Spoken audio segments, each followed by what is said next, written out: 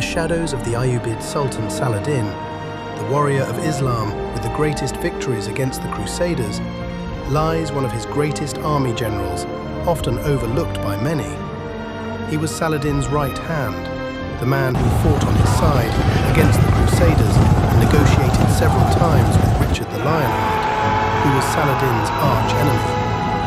He was the man who governed Egypt and sent supplies for Saladin while he was on campaign in the Levant, and the very same general who acted as a mediator between Saladin's sons. He was Saladin's own brother, Al-Adil. Al-Malik al-Adil Saif al-Din Abu Bakr ibn Ayyub, known to the Crusaders as Saladin and shortly as Al-Adil, was born in June 1145 in Damascus. He was the youngest son of Najm al-Din Ayyub, a Kurdish military commander, and Sit al-Mulk Fatma Khatun. As the brother of Yusuf ibn Ayyub, popularly known as Saladin, the founder of the Ayyubid dynasty, Al-Adil belonged to a prominent family that rose through service in the courts of the Zengid rulers. The Ayyubid family traced its origins to the Kurdish Rawadiya tribe, a branch of the Hadabani Confederation, with roots in the village of Ajdanakan near Dvin in Armenia. Najm al-Din Ayyub and his brother Asad al-Din Shirkuh migrated westward, initially entering service under Imad al-Din Zengi in Mosul, and later securing governorships in Tikrit and Baalbek, which facilitated the family's integration into the political and military elite of the Jazeera and Syria. This relocation positioned the family within the Zangid administrative framework under Nur al-Din, providing Al-Adil with early immersion in governance and martial traditions typical of Kurdish military households loyal to Sunni Atabegs. From youth, Al-Adil was exposed to the Zangid court's emphasis on Islamic jurisprudence, hadith study, and strategic administration, alongside practical military preparation, as was customary for sons of high-ranking officers in Nur al-Din's service. This foundational environment, shaped by familial proximity to power in Damascus and Aleppo, equipped him with the skills in religious scholarship and command that defined Ayyubid leadership. Following Saladin's consolidation of power in Egypt after the death of his uncle Shirkuh in 1169 and the abolition of the Fatimid Caliphate in 1171, Al-Adil served as his brother's primary deputy in governing the province, particularly during Saladin's extended campaigns in Syria beginning in 1174. In this capacity, Al-Adil managed administrative affairs, including taxation and responses to natural challenges like Nile floods, while maintaining order amid potential unrest from local factions and nomadic groups. Al-Adil demonstrated his military competence by suppressing Bedouin revolts that threatened Ayyubid control. In 1174, he defeated an uprising led by Kanz al-Dawla in Aswan, restoring stability in Upper Egypt. 2 years later, in 1176, he quelled another rebellion at Koptos, further solidifying Egypt's loyalty to Saladin's regime and establishing Al-Adil as a reliable enforcer against internal dissent. During the 1180s, Al-Adil extended his service to Saladin's unification efforts in Syria, briefly governing Aleppo from 1183 to 1186, before returning to Egypt to oversee defenses amid the looming Third Crusade. He provided essential logistical support for Saladin's campaigns against the Crusaders, including dispatching reinforcements of 1,500 horsemen from Egypt to bolster the army prior to the decisive Battle of Hattin on July 4th, 1187. This contribution helped enable Saladin's victory, which shattered Crusader forces in the Levant and paved the way for the recapture of Jerusalem later that year. Saladin died of a fever on March 4th, 1193 in Damascus, leaving no clearly designated successor and precipitating the fragmentation of his Ayyubid empire among his sons. In the immediate aftermath, a family council divided the territories roughly according to prior administrative assignments. His eldest son, Al-Afdal Nur ad-Din Ali, received Damascus and the Syrian heartland. Al-Aziz Uthman took Egypt with its capital in Cairo, and Al-Zahir Ghiyath ad-Din Abu Mansur inherited Aleppo and the northern principality extending toward the Jazira. This partition, intended to preserve familial unity, instead exposed underlying tensions as the brothers lacked Saladin's unifying authority and personal prestige. Initial stability proved fleeting, giving way to rivalries that undermined coordinated defense against external threats. Al-Afdal, based in Damascus, sought dominance over his siblings, launching bids to subordinate Al-Zahir in Aleppo and challenging Al-Aziz's control in Egypt, which only deepened divisions and weakened the empire's cohesion from 1193 onward. These internal struggles were compounded by opportunistic incursions. In 1193, Zengid forces from Mosul probed Ayyubid borders but were repelled, highlighting vulnerabilities in the north. Meanwhile, Crusader remnants, bolstered by reinforcements, exerted pressure along the Levantine coast, culminating in the capture of Beirut and Sidon in 1197 by German crusaders. Amid this instability, spanning 1193 to 1198, Saladin's brother Al-Adil served as governor, or Atabeg, of Egypt under Al-Aziz, commanding key military and fiscal resources in a province that remained the economic backbone of the Ayyubid domains. Egypt's relative autonomy and wealth provided a stable base, insulated from the Syrian rivalries, even as Al-Aziz's death in a hunting accident on October the 29th, 1198, further destabilized the succession, leaving his young son, Al-Mansur Muhammad, as nominal ruler under regency. The period's chaos underscored the fragility of Saladin's conquests without a centralized heir, fostering opportunistic power plays within the family. After Saladin's death on the 4th of March, 1193, his empire fragmented among his sons, with Al-Afdal Ali nominally overlord in Damascus, Al-Aziz Uthman ruling Egypt from Cairo, and Al-Zahir Ghazi holding Aleppo. Al-Adil, as Saladin's brother and governor of key Syrian territories, positioned himself as a mediator amid their rivalries. In May 1194, Al-Aziz invaded Syria and threatened Damascus, prompting Al-Afdal to appeal for Al-Adil's aid. Al-Adil intervened with forces, compelling Al-Aziz to withdraw after negotiations that preserved Al-Afdal's position temporarily, while Al-Adil gained influence in Damascus. By 1196, Al-Adil shifted alliance to Al-Aziz, exploiting Al-Afdal's administrative weaknesses and military setbacks. The two jointly besieged Damascus, capturing it on the 3rd of July, 1196, and expelling Al-Afdal to the fortress of Saqqar, where he retained nominal control over minor territories.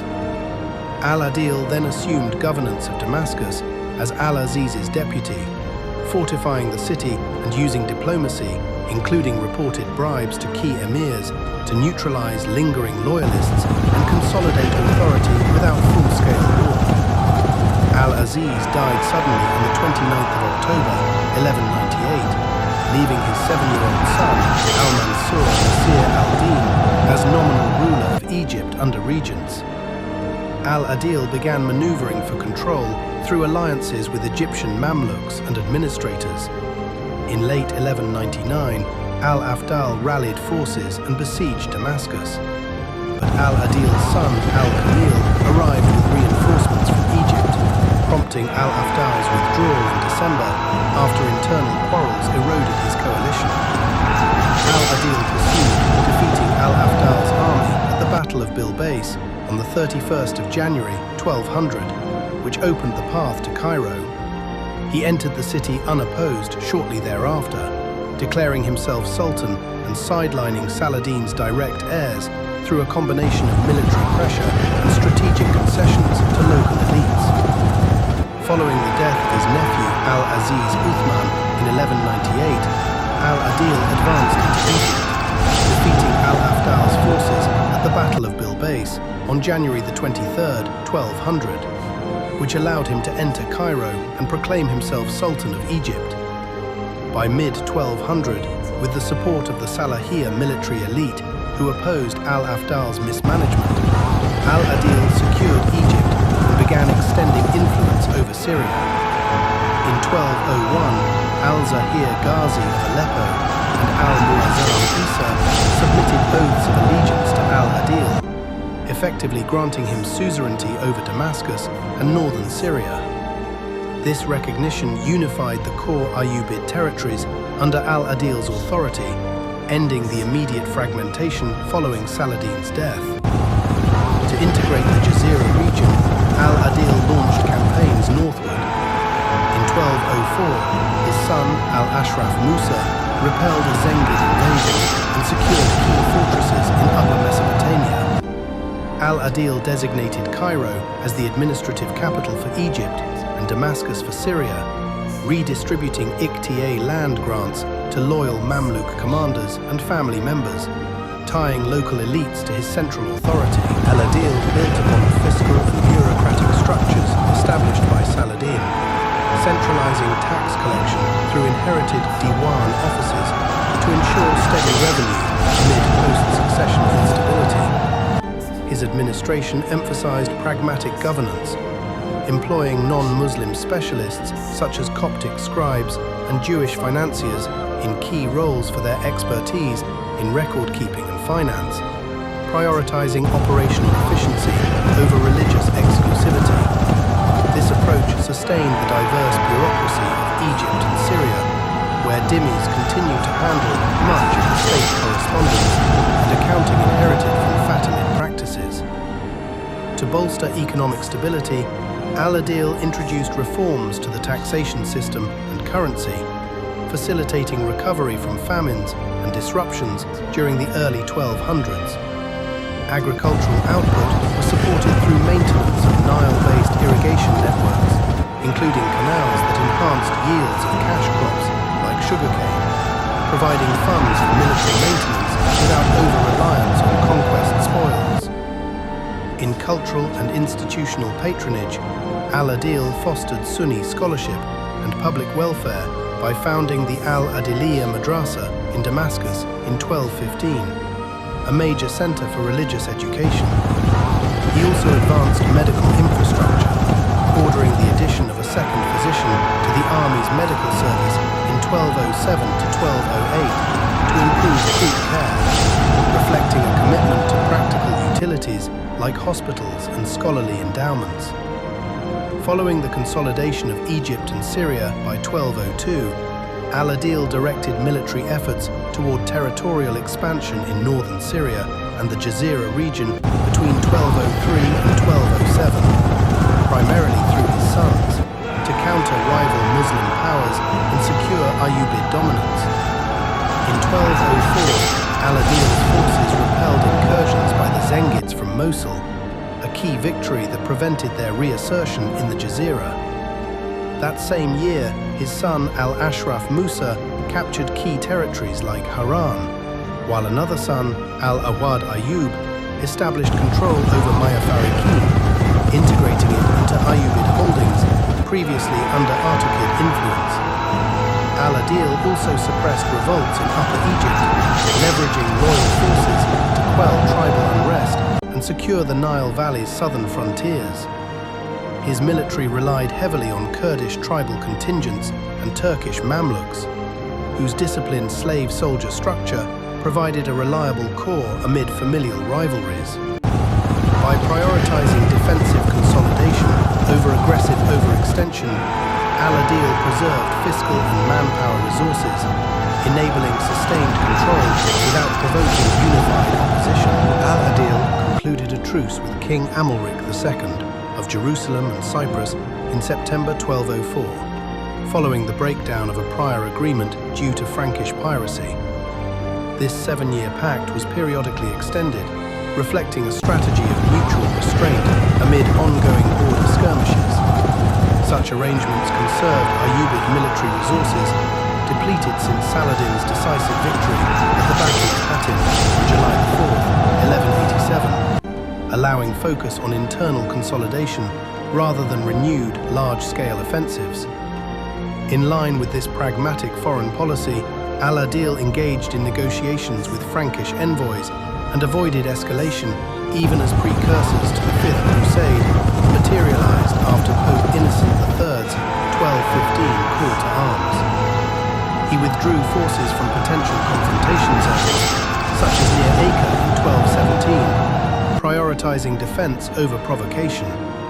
This stance drew implicit rebuke from contemporaries advocating aggressive jihad, including the chronicler Ibn al-Athir, whose accounts lamented prolonged truces as opportunities squandered against lingering Frankish footholds in the Levant. To counter eastern threats, Al-Adil employed diplomatic balancing with the Seljuk Sultanate of Rum and nascent Khwarezmian powers, deploying subsidies to northern emirs and strategic marriages to forestall incursions into Syria. These measures preserved Ayyubid hegemony without diverting core forces from the Frankish front. Al-Adil encountered substantial internal opposition from Saladin's sons, most notably Al-Adil, who challenged his authority in Syria and Egypt during the early years of his rule. In late 1199, Al-Adil besieged Damascus to reassert dominance over the Ayyubid domains, but Al-Adil's military intervention forced Al-Adil to retreat. By January 1200, Al-Adil's forces captured Cairo, compelling Al-Adil to recognize partitioned territories and effectively ending the immediate threat from this quarter. Economic hardships compounded these political tensions, as exceptionally low Nile inundations in 1201 to 1202 triggered widespread famine and disease in Egypt. Al-Adil addressed the crisis through fiscal and monetary reforms, which contemporaries credited with accelerating economic rebound and restoring prosperity. These measures underscored a pragmatic approach to governance, prioritizing stability over rigid adherence to prior policies. Al-Adil entered multiple marriages, as was customary for rulers of his era, to forge alliances and ensure dynastic continuity, though the names and specific details of his wives remain largely unrecorded in primary historical accounts. He fathered 13 sons and 6 daughters, according to the medieval historian al-Makrizi. Among the most prominent sons were al-Malik al-Kamil Muhammad, his eldest and eventual successor as Sultan, al-Malik al-Muazzam Isa, and al-Malik al-Ashraf Musa, each groomed from youth for military and administrative roles within the Ayyubid domains.